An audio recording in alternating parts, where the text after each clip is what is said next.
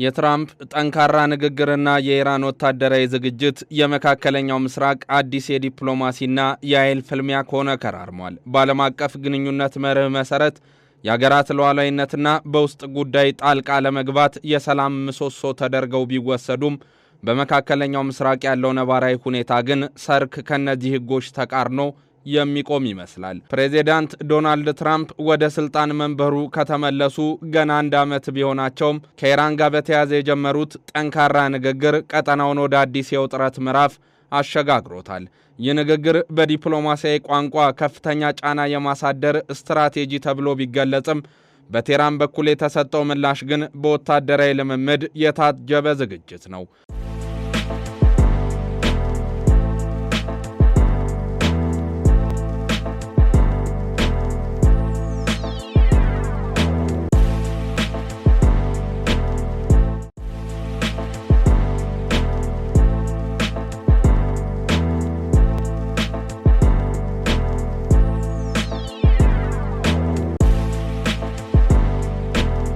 በዓለም አቀፍ የባህር ሕግና በኒኩለር ስምምነቶች ዙሪያ የሚሽከረከረው ፍጥጫ የዓለምን የነዳጅ ገበያና ቀጠናዊ ደህንነትም ዳግም ስጋት ላይ ጥሎታል። ፕሬዚዳንት ዶናልድ ትራምፕ በማኅበራዊ ሚዲያ ገጻቸው ባስተላለፉት መልእክት ታዲያ ከኢራን ጋር የሚደረግ ማንኛውም ንግግር ከዚህ ቀደም ከነበረው ለስላሳ አካሄድ የተለየና የአሜሪካንን ጥቅም በማስቀደም ላይ የተመሰረተ እንደሚሆንም በግልጽ አስቀምጠዋል። ትራምፕ ኢራን በቀጠናው የምታደርገውን ወታደራዊ ድጋፍ በአስቸኳይ ማቆም አለባት በሚል ያቀረቡት ሐሳብ በዋሽንግተን የፖለቲካ ተንታኞች ዘንድ እንደ ትልቅ መነጋገሪያም ተወስዷል። ብዙዎች ይህንን ንግግር የማስፈራሪያ ዲፕሎማሲ ሲሉ ቢጠሩትም የትራምፕ ደጋፊዎች ግን ሀገሪቱ ወደ ጠንካራ ቁመኗ ለመመለሷ ማሳያ ነው በሚል ይከራከራሉ። በጉዳዩ ላይ የወጡ ጽሑፎች እንደሚያመላክቱት ታዲያ ይህ አይነቱ ንግግር በቴህራን ላይ ኢኮኖሚያዊና ወታደራዊ ጫናን በመፍጠር ወደ ድርድር ጠረጴዛ እንድትመጣ ለማስገደድ የታለመ ነው። በሌላ በኩል ቴህራን ለዚህ ንግግር የሰጠችው ምላሽ በዲፕሎማሲያዊ ቃላት ብቻ የተገደበ አይደለም። የኢራን ወታደራዊ አዛዦች ሀገሪቱ ማንኛውንም አይነት ጥቃት ለመመከት ዝግጁ መሆኗን ለመግለጽ ሰፋ ያለ ወታደራዊ ልምምድ ለማድረግም መዘጋጀታቸውን አስታውቋል። በፋርስ ባህረ ሰላጤና በሆርሙዝ የባህር ወሽመጥ አካባቢ የሚካሄደው ልምምድ ዓለም አቀፍ የንግድ መስመሮችን ለአደጋ ሊያጋልጥ እንደሚችልም የዓለም አቀፍ ስትራቴጂ ጥናት ተቋማት ትንታኔዎች ይጠቁማሉ። ኢራን ይህንን ልምምድ የሉዓላዊነት መከላከያ ስትል ብትጠራውም አሜሪካና አጋሮቿ ግን እንደ ግልጽ ትንኮሳ እየተመለከቱት ይገኛሉ። አሁን እንደ አብርሃም ሊንከን ያሉ ግዙፍ አውሮፕላን ጫኝ የጦር መርከቦችም በቴህራን አፍንጫ ስር ተቀምጠዋል። በተለይም የኢራን አብዮታዊ ዘብ ኃይለኝነትን የሚያሳየው ወታደራዊ ጡንቻን ለማሳየት በትራምፕ አስተዳደርና በቴህራን መካከል ያለውን ጥልቁን አለመተማመንም ለማሳየት እየጣረ ነው። የዓለም አቀፍ ሚዲያ ዘገባዎች እንደሚያሳዩትም የትራምፕ ጠንካራ ንግግር መጀመርን ተከትሎ በቴህራን የገንዘብ ገበያ ላይ ከፍተኛ መዋዠቅ እየታየ ነው። ዋሽንግተን ፖስትና አልጀዚራም በትንታኔያቸው በሁለቱ ሀገራት መካከል ያለው ውጥረት ከንግግር አልፎ ወደ ቀጥተኛ ወታደራዊ ግጭት ሊያመራ ይችላል የሚለው ስጋት እያየለ መምጣቱን የዲፕሎማሲ ተንታኞችን በመጥቀስ ያብራራሉ። የአውሮፓ ህብረት ዲፕሎማቶችም ውጥረቱን ለማርገብ ጥረት እያደረጉ ቢሆንም የትራምፕ አስተዳደር ከኢራን ጋር የነበረውን የኒኩለር ስምምነት በድጋሚ እንደማይቀበል ፍንጭ መስጠቱ ሁኔታውን ይበልጥ አወሳስቦታል። በዚህ ሂደት ውስጥ የታላላቅ ፖለቲከኞች የማኅበራዊ ሚዲያ ምልልሶች የህዝብን ስሜት በመቀስቀስ ረገድም ከፍተኛ ሚናን እየተጫወቱ ይገኛሉ። የተለያዩ የምርምር ተቋማትም በጥናታቸው በሁለቱ ሀገራት መካከል ያለው የኃይል ሚዛንና የታሪክ ቁርሾ ለሰላማዊ ንግግር እንቅፋት ሆኖ ቆይቷል።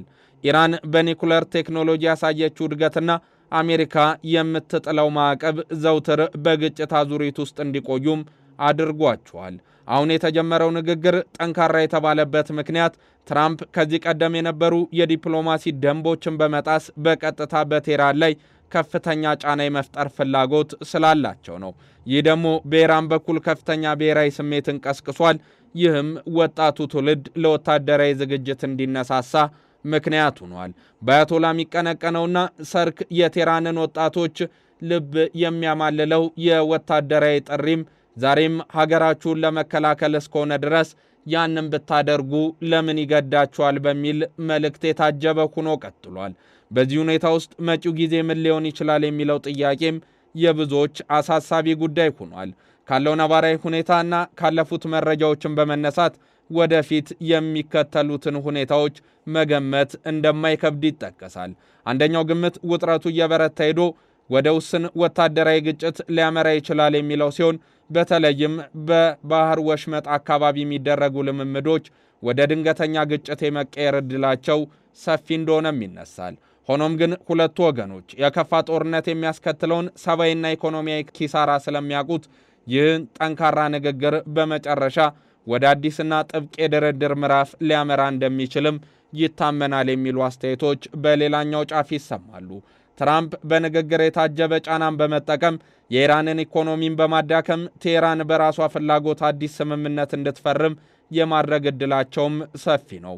በመሆኑም የመካከለኛው ምስራቅ ሰላም በሁለቱ መሪዎች የንግግር ጥንካሬና በወታደራዊ ዝግጅታቸው ሚዛን ላይ ተንጠልጥሎ የሚቆይም እየሆነ ነው። ኢራን ኒኩለር ለማብላላት የምታደርገውን ጥረት ተከትሎ ጣልቃ እንደሚገቡ ሲዝቱ የቆዩት ትራምፕ በቅርቡ የተካሄደውን ህዝባዊ አመፅም አስታከው ጥቃት እንደሚሰነዝሩ ደጋግመው ሲናገሩ ተደምጧል። ቴህራን በበኩሏ በየብስም ሆነ በውሃ ላይ ለሚሰነዘር ጥቃት አጸፋዊና ከባድ ምላሽ እንደምትሰጥ ታስጠነቅቃለች።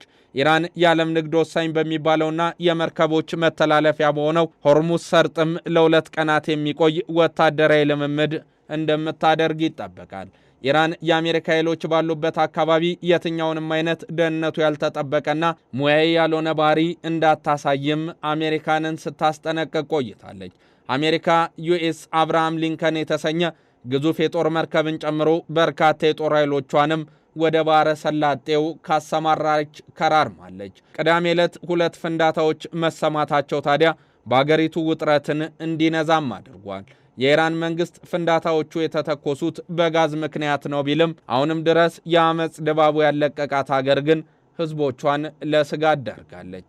በእርግጥስ የፕሬዚዳንት ዶናልድ ትራምፕና የአያቶላ አሊ ኻሜኒ ውዝግብ መጨረሻው በማንጣይነት የሚጠናቀቅ ይሆን?